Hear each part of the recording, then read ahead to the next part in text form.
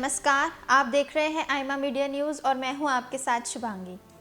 आखिरकार भारत और अमेरिका के बीच उस basic exchange and cooperation agreement यानी कि बेका पर समझौता हो गया है जिस पर बरसों से काम चल रहा था। यह दोनों देशों के बीच सामरिक सहयोग बढ़ाने की समझ के तहत किया जाने वाला चौथा समझौता है। इससे पहले दोनों देश 2002 में general security of military information agreement, 2016 में logistic exchange memorandum of agreement और 2018 में कॉम्पैबिलिटी एंड सिक्योरिटी एग्रीमेंट पर दस्तखत कर चुके हैं। माना जा रहा है कि बेका समझौता दोनों देशों के बीच रक्षा और भू राजनीतिक के क्षेत्र में सहयोग और तालमेल को पूर्णता प्रदान करने वाला है। हालांकि अमेरिका जैसी सुपर पावर के साथ रक्षा सहयोग बढ़ाने की बात जब भी उठती है तब उसके साथ कई तरह की आशंकाएं भी होती हैं। इसी बेका समझौता को लेकर अब बातचीत शुरू हुई तो तत्कालीन यूपीए सरकार ने कई तरह की चिंताएं जाहिर की।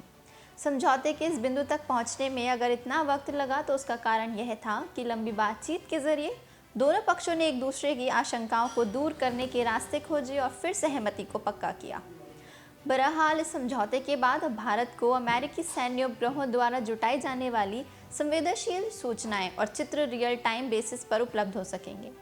अमेरिका वैसे महत्वपूर्ण आंकड़े, मैप आदि भी भारत के साथ शेयर कर सकता है, जिनके आधार पर अपने सामरिक लक्ष्य पूरी सटीकता से हासिल करना भारत के लिए आसान हो जाएगा। खासकर दो पड़ोसी राष्ट्रों के साथ मौजूदा तनावपूर्ण रिश्तों के संदर्भ में देखें तो ये समझौता विशेष रूप से महत्वपूर्ण हो सकता है, लेकिन ऐसे समझौते तात्कालिक संदर्भों तक सीमित नहीं होते, ना ही ये एक तरफा पर फायदेमंद होते हैं। ध्यान रहे, यह समझौता ऐसे समय पर हुआ है जब अमेरिका में राष्ट्रपति चुनाव अपने अंतिम दौर में है। दो देशों के बीच कोई समझौता यूं भी किसी खास सरकार का मामला नहीं होता, लेकिन अमेरिकी आम चुनाव की मतदान तिथि से ऐन पहले हुआ यह समझौता इस बात को भी रेखांकित करता है कि दोनों देशों के संबंध अब खास नेताओं के बीच की पर्सनल केमिस्ट्री पर निर्भर नहीं रह गए हैं। यह दोनों देशों के बीच बढ़ते सहयोग और बेहतर होते तालमेल का ठोस संकेत है। किसी भी अन्य रिश्ते की तरह यह नज़दीकी भी दोनों देशों को लाभ पहुंचा रही है। सिर्फ रक्षा क्षेत्र की बात करें तो भारत अमेरिका सहयोग बढ़ना शुरू होने के बाद यानी कि 2007 से अब तक अमेरिकी कंपनियां भारत को 21 अरब डॉलर से ज़्यादा के हथियार बेच चुकी हैं। बदली परिस्थितियों को ध्यान में रखते हुए दोनों देशों के रिश्तों में बढ़ता तालमेल न केवल भारत और अमेरिका के राष्ट्रीय हितों की दृष्टि से बल्कि विश्व शांति और क्षेत्रीय संतुलन के लिए भी उपयोगी है। भारत और अमेरिका ने नई दिल्ली में आयोजित तीसरी 2+2 मंत्री स्तरीय बैठक में सोमवार को बेका समझौते पर हस्ताक्षर किए। इस समझौते के बाद भारत अमेरिका के बीच सूचनाओं को आसानी से साझा किया जा सकेगा। बैठक के बाद अमेरिका के विदेश मंत्री माइक पॉम्पियो, रक्षा मंत्री मार्क एस्पर और भारतीय विदेश मंत्री एस जयशंकर और राजनाथ सिंह ने संयुक्त बयान जारी किया है।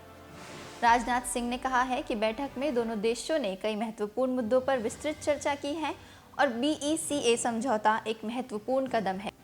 वहीं माइक पॉम्पियो ने जून महीने में हुई गलवान घाटी में हिंसा का भी जिक्र किया। रक्षा मंत्री राजनाथ सिंह ने कहा है, अमेरिका के साथ सैन्य स्तर का हमारा सहयोग बहुत बेहतर तरीके से आगे बढ़ रहा है। रक्षा उपकरणों के संयुक्त विकास के लिए परियोजनाओं की पहचान की गई है। हम हिंद प्रशांत क्षेत्र में शांति और सुरक्षा के लिए फिर से अपनी प्रतिबद्धता जताते हैं। संयुक्त बयान के दौरान अमेरिका ने चीन पर निशाना साधा। गलवान का जिक्र करते हुए माइक पॉम्पियो ने कहा कि हमने नेशनल वॉर मेमोरियल का दौरा किया, जहां भारतीय सशस्त्र बलों के बहादुर जवानों को श्रद्धांजलि दी गई। इसमें गलवान घाटी में शहीद हुए 20 जवान भी शामिल थे। उन्होंने आगे कहा है कि अमेरिका भारत के साथ खड़ा है क्योंकि दोनों संप्रभुता, लिबर्टी के खतरों का सामना कर रहे हैं। माइक पॉम्पियो ने चीन पर हमला बोलते हुए कहा कि हमारे नेता और जनता स्पष्ट तौर पर देख रहे हैं कि चीन की कम्युनिस्ट पार्टी लोकतंत्र, कानून और पारदर्शिता को नहीं मानती है।